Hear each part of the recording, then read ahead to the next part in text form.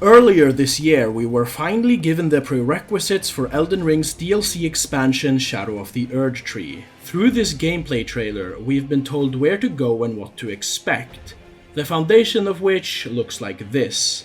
And with the recent release of the story trailer, we've been given further context for our arrival to the Land of Shadow. In order to execute this trailer breakdown in a clear and systematic way, I've chosen to answer two pivotal questions. What are we shown, and what are we told? But first, we must take the time to review this trailer. So for now, sit back, grab a snack, relax, and enjoy the showcase.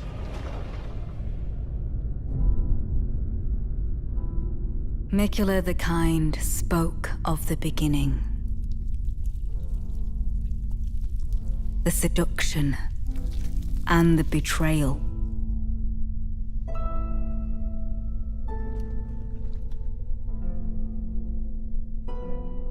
An affair from which gold arose.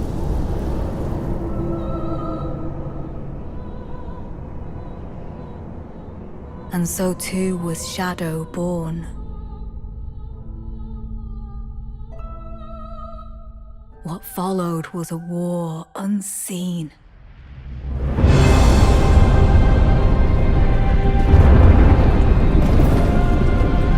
One that could never be put to song.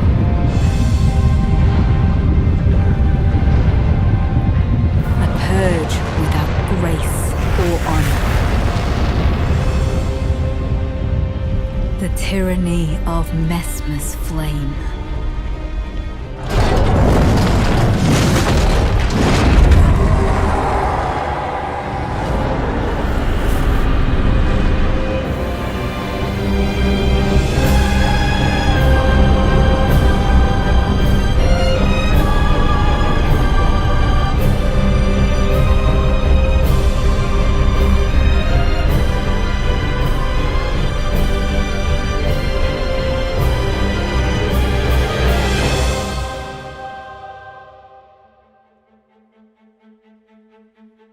And so kindly Miquella would abandon everything.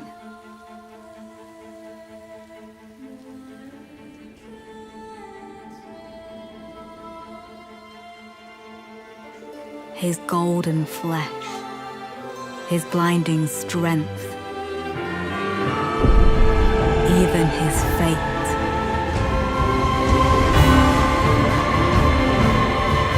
But we are not deterred.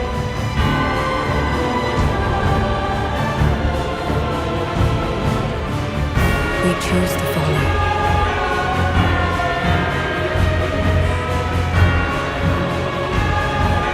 Will you walk with us?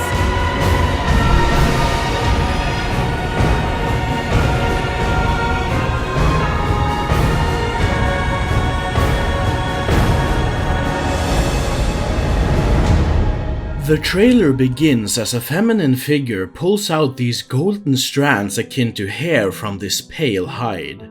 The following shots depicts as this figure strolls over some skinned corpses before arriving at a gate in which these corpses are stacked. The golden hair is then lifted and subsequently forms into an arc, one that is eerily similar to that of the rune arc. Finally, the scene ends as we see this grotesque gateway seemingly split the sky as we peer into a warm landscape ahead of us, as opposed to the cold, gloom, and eerie sky overhead.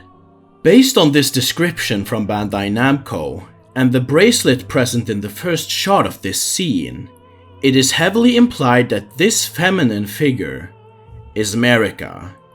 Accordingly, the events that take place here is likely the same one that is explained in the quote, where Marika became a goddess and the Erdtree was born. As for this pale hide, mountain of corpses, and the gloam sky, the environment shares distinct aesthetics with the godskins and their practices. Not only does this pale skin share the same shade of grey as the one typically found on godskins, but the appearance of these skinned corpses and the gloam-colored sky suggests only one thing. The context of this scene takes place right after the god hunt from ancient times, the moment in which the Godskin Order was disbanded, the moment in which the Rune of Death was usurped from the Gloam-Eyed Queen, and the moment when she was inevitably killed by Malekith. In fact, there is a high likelihood the corpse from which Marika harvests the hair could very well be the Gloam-Eyed Queen herself. But alas, I will not get ahead of myself. With these things in mind, we can deduce that there are three things happening in this scene. The Elden Ring is forged from the hair, the Erdtree is born with these corpses through Erdtree burial, and the Land of Shadow is sealed away as implied by the split sky. Whether or not this moment depicts Marika transitioning into godhood is unclear, as she might have already been a god by this point, hence why she is able to harvest this powerful essence, or conjure this powerful gust of wind. Either way, what is clear is the significance of this event, and its consequences. The trailer continues as we're shown a slow march through this burning city by man and giant alike. The footage is promptly interrupted as a soldier retracts his spear, which is then followed by the lifeless and skewered corpse of a beast. I would like to note that this beast shares a similar look to both the lion dancers and this masked omen revealed on Twitter. Our main antagonist Mesmer makes his first appearance in the trailer as he continues to wreak havoc upon the city. Shortly thereafter, we're introduced to yet another corpse as we watch this emaciated humanoid sit motionless, huddled over their spear as their city continues to burn down around them. The lion dancer from the gameplay trailer makes an unexpected appearance here as it mows down soldiers before inevitably confronting Mesmer, who responds to the assault by flaunting his dark red flames while staring menacingly at the dancer with his iconic draconic eye. The sequence ends as we see the aftermath of this attack. The lion dancer and its associates are impaled upon spears and heaved toward the sky, reminding all who may bear witness not to fuck with Vlad the Sorry about that. What I meant to say was Mesmer the Impaler. Sometime later, we are reintroduced to the golden banner which is associated with Miquella's Great Rune, but we are shown that this banner is strewn across two different locations, which inherently suggests that this may not be Miquella's rune after all, as each demigod was only given one, in which case this scene can mean one of two things. Either Miquella's Great Rune is special in some way, perhaps having an inherent ability to travel or to clone, or this is another one of Miquella's powers altogether. Regardless of which one you decide to believe, the banner continues to be associated with Miquella as we see him depart in the following scene. His likeness fades to black and is replaced with the sight of Saint Trina, as they fall into an endless abyss. The trailer comes to a close as we see a fellow Tarnished fickle with the banner. It responds to the touch by flaring up and lingering with the knight's touch, the implications of which suggest that Miquella has created a grace of his own, a grace that continues to guide the Tarnished toward their destiny.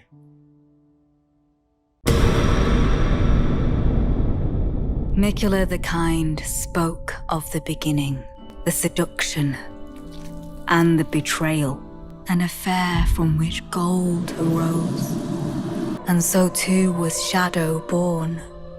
Assuming this dialogue is meant to be associated with the scene it is told to, this dialogue reveals that Marika was previously involved with some unspoken person, as in, with someone, before the Elden Lords. This picture from the gameplay trailer gives us some idea of who this person might have been, But ultimately, we do not know the extent of their relationship. But what we do know is that Marika deliberately seduced and betrayed them, and that this was a necessary step to reach godhood. But it also hints at the consequences of this affair, which could either be interpreted as having corrupted the land, and as a result having to seal that land away, or perhaps, more appropriately, the conception of Mesmer and the threat he now serves to be. What followed was a war unseen, one that could never be put to song, a purge without grace or honor, the tyranny of Mesmer's flame. The ominous implications of this dialogue and its delivery reveals more about Mesmer's character. When taking into account his heretical design, the dialogue makes it clear that Mesmer's supposed banishment wasn't circumstantial. In other words, Mesmer isn't some bastard child who was disowned by his mother because he is of impure blood or bore the wrong name or anything else. No, Mesmer was scorned and erased because of a crime. But not just any crime. A crime which was exceptionally premeditated. So much so that this crime is best described as a purge. And as you can imagine, you don't get much more deliberate than that. At the very end, Mesmer, or rather his rule, is described as tyrannical. So not only do you now have a deeply indifferent, cold, and possibly racist son, but as a cherry on top, this son also had the nerve to overthrow your kingdom in some desperate attempt for, well, God knows what. No wonder Marika sealed this guy away. And so kindly Miquella would abandon everything, his golden flesh, his blinding strength, even his fate. The first three stanzas here doesn't particularly reveal anything we don't already know. I mean, Miquella's cocoon will always remain a testament to the fact that he is already dead. You know, on account of his ancient, decrepit, fossilized, lanky, petrified, hollow, and violated corpse! Even this final line here doesn't reveal much on its own, but if we look at the accompanying scene, there is an interesting association going on. From the looks of it, it would seem that Miquella's fate is Saint Trina. Not only does this give further confirmation to the theory that he and Saint Trina are the same person, but it also implies that maybe his persona wasn't a self-imposed one. Perhaps if he didn't discard himself like Ranni, he would be destined to wind up as Saint Trina. The Two Fingers, or more specifically the Golden Order, might have intended Miquella to remain redundant as a god of sleep, rather than a god of the Golden Order. In hindsight, this must be deeply upsetting for someone like Miquella. Imagine having all this potential, and all of these dreams and responsibilities, to then be destined with pacifism, unable to save your sister from her horrible fate, unable to rescue the less fortunate, only barely able to alleviate some of their pain, but never your own. But we are not deterred. We choose to follow. Will you walk with us? The final pieces of dialogue here are rather self-explanatory. Generically, we've assembled the Avengers, and with the power of friendship, we finally put an end to the tyrannical rule of Lord Farquaad. All jokes aside, there are some noteworthy characters in this shot. Specifically, since we've seen some of them in the gameplay trailers, and well, others not so much. So instead of analyzing the dialogue, I will instead explain each of the NPCs on screen and whether or not we've seen them before. First up, we have Madame Moonlight. She's the knight we saw with Miquella's banner in the gameplay trailer here, and she's the narrator of this story trailer. Arthur Morgan is up next. In this timeline, he never contracted tuberculosis, because this is the badass we saw flippin' and kickin' during the gameplay trailer. Stoneface here needs no introduction, and finally we got Havel 2.0 over here. The rest is actually a complete mystery to us as of right now. I fully expected to see Duncan the Tall with a machine gun, but upon comparison, none of these NPCs seem to match. Which leaves us with these 3 final Kinder Egg characters. Personally, I cannot wait for more promotional material to reveal more about their characters.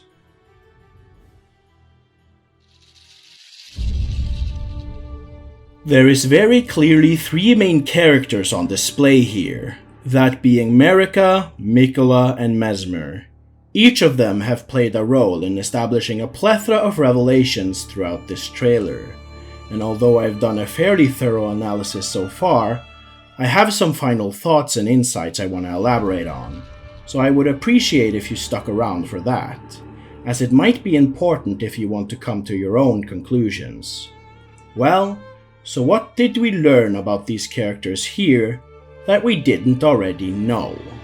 We now know that Marika had an affair before her godhood, which is significant for a number of reasons. For one, we now know Mesmer is likely an only child, which means there are no siblings. There is no direct relation to his half-siblings, and he stands alone as his own entity. It also reveals what could very well be the final step to achieve godhood, as implied by the dialogue. This relationship was likely necessary for godhood, so it would explain why Rani and Mikola would both seek consortship.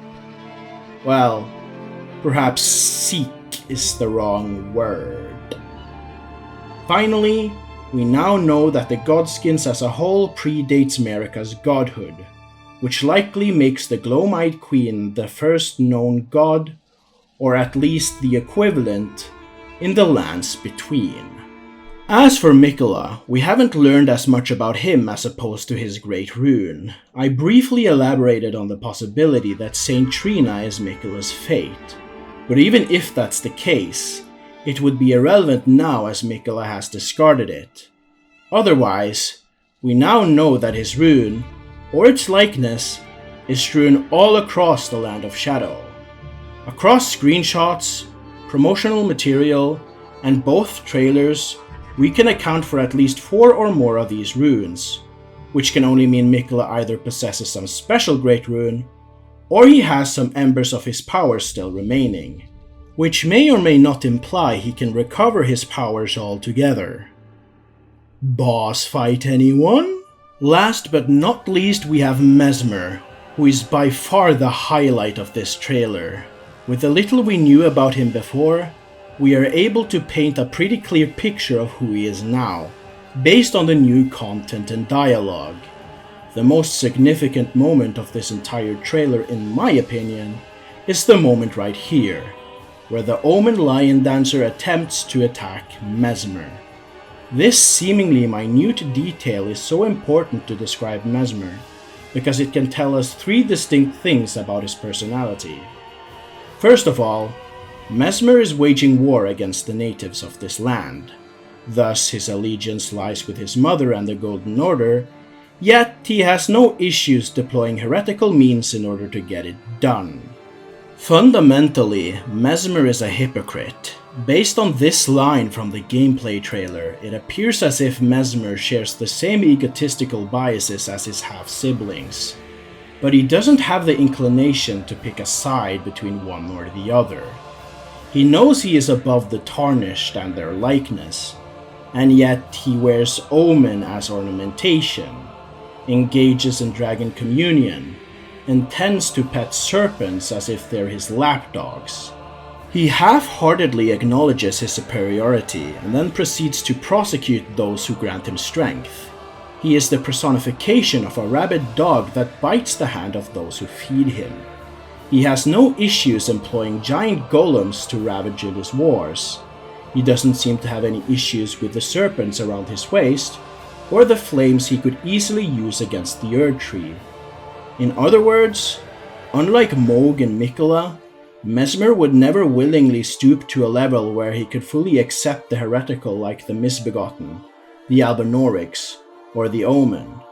Unlike Morgoth or Melania, he could never see his heritage like a curse. He is fully willing to use any and all power at his disposal, and doesn't seem to care for the consequences of his actions. Unfortunately, Mesmer is most alike Godric and Rykard. All of them share the same urgency for strength, and are all willing to do anything to achieve that strength. However, unlike Godric or Rykard, Mesmer was the one demigod who was able to achieve what they never could. Mesmer is the only demigod to oppose Marika, and arguably win.